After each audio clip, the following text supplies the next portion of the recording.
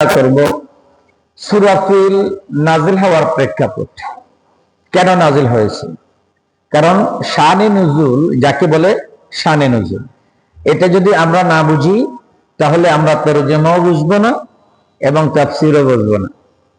কি কারণে কোরআনের প্রত্যেকটি আয়াত কোনো না কোনো কারণে আল্লাহ নাজিল করেছে, প্রত্যেকটি সূরা কোনো না কোনো কারণে আল্লাহ নাজিল করেছে।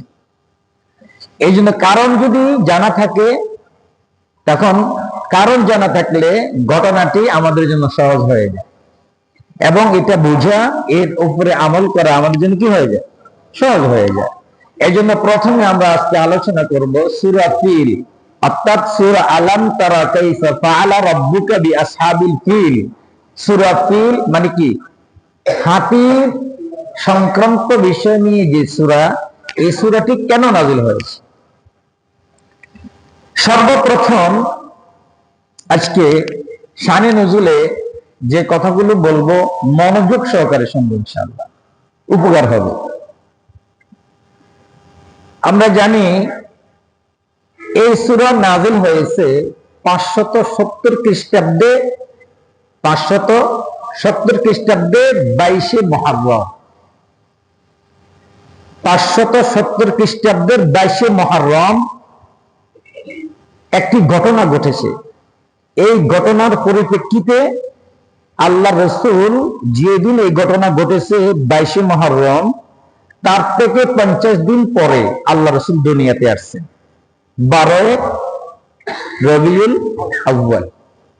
তাহলে মুহররমের 22 তারিখে ঘটনা ঘটেছে কি? হাতি হস্তি বাহিনীর ঘটনা। এই ঘটনা ঘটার 50 দিন পরে রাসূল দুনিয়াতে পদার্পণ করেছেন সাল্লাল্লাহু আলাইহি ওয়াসাল্লাম, অর্থাৎ 50 দিন পরে রাসূল দুনিয়াতে আসছেন।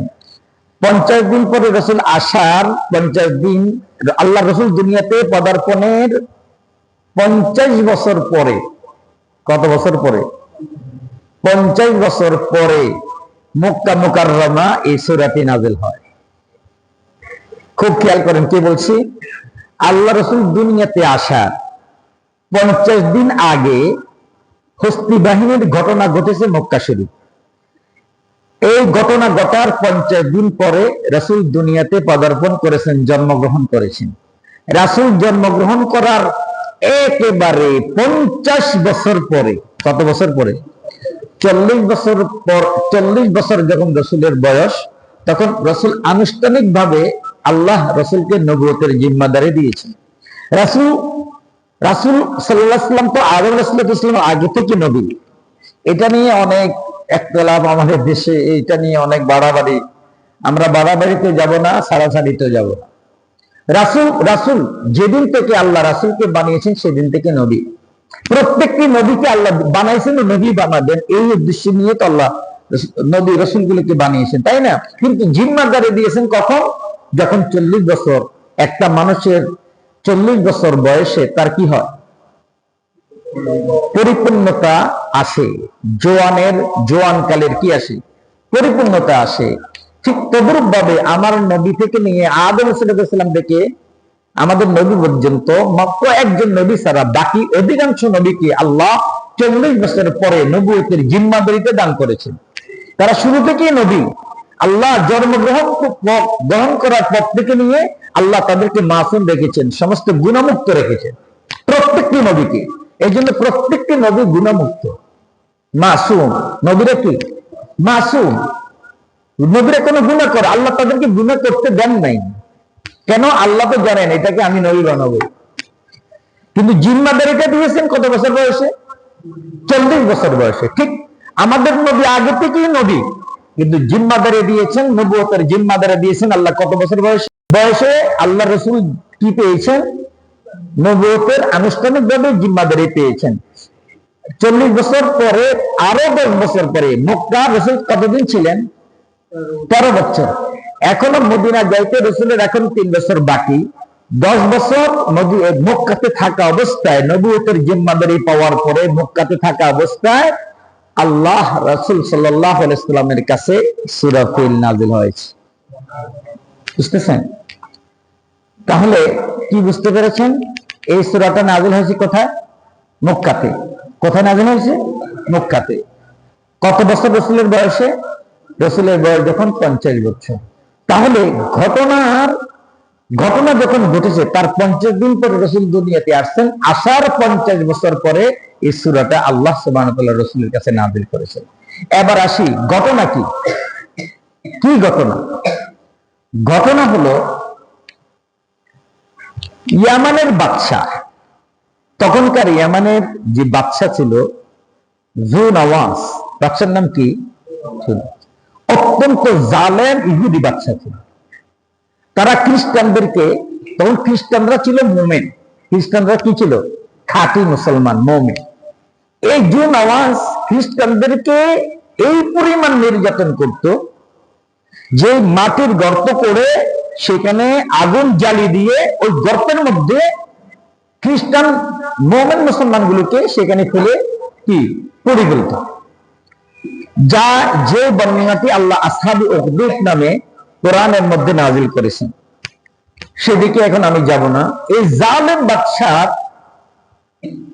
নির্যাতনে অতিষ্ঠ হয়ে ইয়ামানের মুসলমানগুলো, খ্রিস্টান মুসলমানগুলো তখনকার আবিসিনিয়ার বাদশা নাজ্জাশীর কাছে মানে নালিশ করলো যে আপনি আমাদেরকে বাঁচান। কারণ নাজ্জাশী ছিল খ্রিস্টান, নাজ্জাশী ছিল কি? খ্রিস্টান মুমিন। তার কাছে, নাজ্জাশীর কাছে যখন তারা বিচার নিয়ে গেল, তখন নাজ্জাশীর যিনি সেনা প্রধান ছিলেন, তিনি সেনা প্রধানকে বললেন, জীবনে তো অনেক কিছু করছি, আপনার আবিসিনিয়া ইউটোপিয়া, এটা বর্ডার ইয়ামানের বর্ডারের সাথে, ইয়ামানের বর্ডারের সাথে। এখন সে তার সেনাপ্রধানকে বলল যে খ্রিস্টান মুসলমানগুলোকে এইভাবে ইহুদি রাজা সে নির্যাতন করতেছে, তাকে সাহায্য করতে হবে, ইয়ামান দখল করতে হবে। আমি নির্দেশ দিলাম, তুমি ইয়ামান দখল করো। তখন সেনাপ্রধানের সাথে যিনি সেনাপ্রধানের নিচের স্তরে যিনি থাকেন, সে কি, তার নাম কি? আমাদের দেশে কি বলে? সেনাপ্রধান নিচে যে থাকে, সে ছিল আব্রাহা। সে ছিল কি? আব্রাহা। সেনাপ্রধানের নিচে যিনি, অর্থাৎ সেনাপ্রধান যদি রিটায়ার করে তখন আব্রাহা কি হবে? সেনাপ্রধান, জেনারেল। এখন সেনাপ্রধান আব্রাহাকে নিয়ে ইয়ামান আক্রমণ করলো। ইয়ামান আক্রমণ করে, লম্বা ঘটনা, ইয়ামান আক্রমণ করে ইয়ামানের জু নওয়াজ এই ইহুদি বাদশাকে উৎখাত করলো এবং তাকে হত্যা করা হলো। তাকে কি করা হলো? এখন বাদশা নাজ্জাশী তার সেনাপ্রধানকে যখন ইয়ামান হামলা করার জন্য বললেন, ইয়ামান দখল করার জন্য বললেন, তখন তার সেনাপ্রধান তাকে দুটি শর্ত দিয়েছে যে জাহাপনা, আমি ইয়ামানকে আপনার করতলে নিয়ে আসবো, আমি ইয়ামানকে আপনার কাছে, আপনার করতলে নিয়ে আসবো। এভাবে দেন, আমি ইয়ামানকে আপনার করতলে নিয়ে আসবো, তবে শর্ত আমার দুটা। শর্ত কটা? দুটা। এক নম্বর, জাহাপনা, যে আমার পরে যে সেনা প্রধান আছে, আব্রাহা আছে, সে আমার কমান্ড মানে না। আপনি তাকে বলে দেন সে যেন আমার কমান্ড মানে। যে ঘাটতেরা থাকে না কিছু লোক, আব্রাহা ছিল ঘাটতেরা, সে যেন আমার কথা অনুযায়ী চলে, আপনি বলে দিবেন। এক নম্বর শর্ত। দুই নম্বর, ইয়ামান যখন আমরা কি করব, বিজয় লাভ করব, ইয়ামানের দায়িত্ব ভার, ইয়ামান তো গভর্নর লাগবে, গভর্নর আমাকে আপনি নিযুক্ত করবেন, আমি সেনা প্রধানের দায়িত্ব ছেড়ে দিব, তবে আব্রাহাকে আপনি সেনা প্রধান বানিয়ে দিবেন, আমাকে ইয়ামানের কি প্রেসিডেন্ট বানিয়ে দিবেন, গভর্নর বানিয়ে দিবেন। তখন আবিসিনিয়ার বাদশা নাজ্জাশী বলে, ঠিক আছে, তোমার দুইটা শর্ত আমি মেনে নিলাম, ঠিক আছে, তুমি করো। তারপরে গিয়ে এই সেনা প্রধান এবং আব্রাহা দুইজনে মিলে ইয়ামান হামলা করলো। আল্লাহর হুকুমে ইয়ামান তাদের হাতে চলে আসলো এবং ইয়ামানের জু নওয়াজ বাদশাকে তারা হত্যা করলো। ইয়ামানের ওই খ্রিস্টান মুসলমানগুলোকে তারা কি দিল? তার জুলুম অত্যাচার থেকে নাজাত দিল। তারপরে শর্ত অনুযায়ী সেনা প্রধান আসছে কার কাছে? নাজ্জাশীর কাছে। আসি বলেন, জাহাপনা, আপনি তো ওয়াদা করেছেন দুটি শর্ত, একটা শর্ত তো আপনি বলে দিয়েছেন, আরেকটা শর্ত বাকি আছে। এখন আমি আমার সেনা প্রধানের দায়িত্ব ছেড়ে দিলাম, আপনি আব্রাহাকে সেনাপ্রধান বানান এবং ইয়ামানের গভর্নর আমাকে আপনি নিযুক্ত করেন। এখন নাজ্জাশী বলে, আমি তো তখনই তোমাকে ওয়াদা দিয়েছি, তোমাকে আমি সেখানে গভর্নর করবো। ঠিক আছে, তুমি তোমার কর্মস্থলে চলে যাও আব্রাহা, তুমি এখন থেকে সেনাপ্রধান। পুরা ইউটোপিয়া আপনার কি পুরো আবুসিনিয়া তুমি সেনাপ্রধান। আব্রাহা তো ঘাট করা, আব্রাহা না আমি মানিনি। তো কেন মানো না? তুমি কি আসলে ঘাট করা? তুমি রাজার কথা বাদশার কথা মানতেছো না? খাজা আপন আমি মানবো না, এই জন্য মানবো না। সেটা সেনাপ্রধান, সেটা ওয়ারলেস নিয়ে দাঁড়িয়ে আছে। যুদ্ধ তো আমি করেছি, আমি যুদ্ধ করেছি, আমি সবকিছু করেছি। তো যে যুদ্ধ করেছে সে তো সেখানে কি হবে? গভর্নর হবে, সেনাপ্রধান হবে, এটা আমি মানি না। সেখানে লাগছে একটা কেসাল। শেষ পর্যন্ত জাপানা, আপনি যদি বিশ্বাস না করেন তাহলে সেনাপ্রধানের সাথে আমার সাথে দুইজনকে যুদ্ধে কি দেন, পারমিশন দেন, আমরা দুইজনে একে অপরের সাথে যুদ্ধ করি। যে যাকে হারায় সে কি হবে? ইয়ামানের কি হবে? গভর্নর হবে। শেষ পর্যন্ত বাদশার দুজনকে যুদ্ধের ফলাফল কি? আব্রাহা ছিল তুকার যোদ্ধা, সে কি করলো? এক চান্সে সেনাপ্রধানকে হত্যা করে ফেলল। সেনাপ্রধান তার আক্রমণ ঠেকাতে পারেনি। এবার আব্রাহা বলে, দেখছেন বাদশাহ, আমার কাছে আপনার সেনাপ্রধান কিছু না, সুতরাং আমার পরে যে আছে তাকে সেনাপ্রধান বানান, আমি আজকে থেকে ইয়ামানের কি গভর্নর। বাদশাহ বলে, ঠিক আছে, তুমি ইয়ামানে চলে যাও। ইয়ামানে আব্রাহা আসলো। আসার পরে ইয়ামানকে নির্মাণ শুরু করলো, সুন্দর করে ইমানকে সাজানো শুরু করলো। কারণ একটা দেশে যখন যুদ্ধ হয়, দেখেন দেখেন বর্তমানে ফিলিস্তিনকে ইসরায়েল ফিলিস্তিন যুদ্ধ চলছে, ইউক্রেনের সাথে রাশিয়ার যুদ্ধ চলছে। এক একটা রাষ্ট্রের অবস্থা কি? মাটির সাথে তামা তামা করে দিয়েছে বিল্ডিং গুলো। ঠিক তদ্রুপ ভাবে তখনও এইভাবে হয়েছিল। কারণ আব্রাহা এসে ইয়ামানকে আবার পুনরায় কি গঠন শুরু করে দিল। অলরেডি সেই ইয়ামান শহরকে, সানাকে আবার সুন্দরভাবে সে কি করলো? আগের পজিশনে নিয়ে আসলো। আসার পরে আস্তে আস্তে দিন আস্তে আস্তে হঠাৎ করে হজ্জের মৌসুম চলে আসছে, জিলহজ মাস। এখন ইয়ামানের খ্রিস্টানেরা সকলে প্রস্তুতি নিতেছে কি জন্য? হজ্জে আসবে। কোথায় আসবে? আল্লাহর ঘর তাওয়াফে আসবে। কারণ তখনও কি ছিল? হজ ছিল। সুবহানাল্লাহ বলবেন না? হজ্জের উদ্দেশ্যে তারা সমস্ত সামান তৈরি করলো, তাদের কাপড় চোপড়, তাদের ব্যাগ তৈরি করলো, তারা রওনা হয়ে গেল। কোথায়? হজ করতে। না, আব্রাহা দেখলো ঘটনা কি, এই তোমরা কই যাও? আমরা তো হজ্জে যাচ্ছি। আর একটা খাঁটি মুসলমান তখনকার। আব্রাহা ছিল কি আমাদের দেশের নাস্তিক মার্কা মুসলমান। আমাদের কিছু নাস্তিক মার্কা মুসলমান আছে না? আছে না? তখনও ছিল। তখনও কি ছিল? যারা নামের খ্রিস্টান কিন্তু অরিজিনাল কিনা মুমিন না। তখন বলে, আচ্ছা তো সেখানে গেলে কি হবে? আল্লাহর সান্নিধ্য লাভ করব, আল্লাহর কাছে আমরা গুনাহ ক্ষমা চাবো, আবার আমরা প্রশান্তি গুণমুক্ত হয়ে আমাদের দেশে আমরা আবার ফিরে আসবো। ও আচ্ছা, তাই নাকি? আচ্ছা, একটা কাজ করো, তোমরা এত কষ্ট করে মক্কা যেতে হবে। আমি ইয়ামানের সানার মধ্যে দ্বিতীয় মক্কা আমি কি করব? নির্মাণ করব। 2 নম্বর মক্কা কি করব? নির্মাণ করব। সর্বোচ্চ খরচা করব। এখানে পৃথিবীর যত উন্নত মানের টাইলস আছে, সবকিছু আছে, এটা দিয়ে আমি নতুন আরেকটা মক্কা বানাবো। তোমরা এখানে হজ করবা, এখানে আল্লাহর কাছে কান্নাকাটি করবা। তোমরা এখন কেউ যেতে পারবা না। অনেক চেষ্টা করার পরও এই জালেম আব্রাহা কাউকে মক্কা যেতে দেয়, কাউকে দেয় নাই।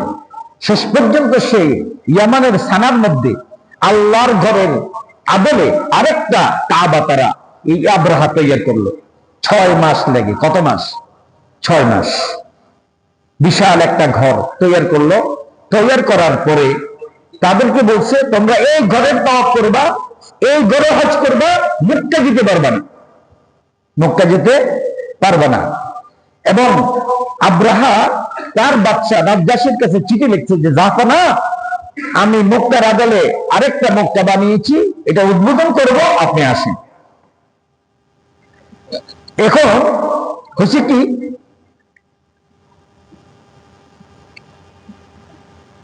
বাদশা নাজ্জাশী আব্রাহার চিঠি পেয়ে সে খুশি হয়ে গেল। সে অলরেডি নকল কাবা শরীফ উদ্বোধন করার জন্য ইয়ামানের দিকে রওনা হয়েছে। এমন সময় মক্কার কুরাইশ বংশের 7 জন বণিক ব্যবসায়ী ব্যবসার উদ্দেশ্যে ইয়ামান গিয়েছে। কোথায় গিয়েছে? ইয়ামান। যাই দেখে পুরা ইয়ামান সানা, ইয়ামানের রাজধানী তখনও ছিল সানা, এখনো সানা। ইয়ামানের রাজধানীর নাম কি? সানা। তখনও ছিল সানা, এখনো সানা। সানাকে একেবারে সুসজ্জিত করেছে ফুলের তোড়া দিয়ে, সুন্দর করে ইয়ামান সানাকে কি করছে? আব্রাহা বাদশা সুসজ্জিত করতে। এখন মক্কার এই বাণিজ্যিক কাফেলার সাথীরা 7 জন যুবক জিজ্ঞেস করে, এই ঘটনা কি? তোমাদের সানাকে এরকম সৌন্দর্য করলা কেন? তো জানো না, এই জালেম আমাদেরকে মক্কা শরীফ হজ করতে যেতে দিচ্ছে না। সে মক্কার আদলে আরেকটা কাবা বানিয়েছে, এখানে নাকি আমরা হজ করব।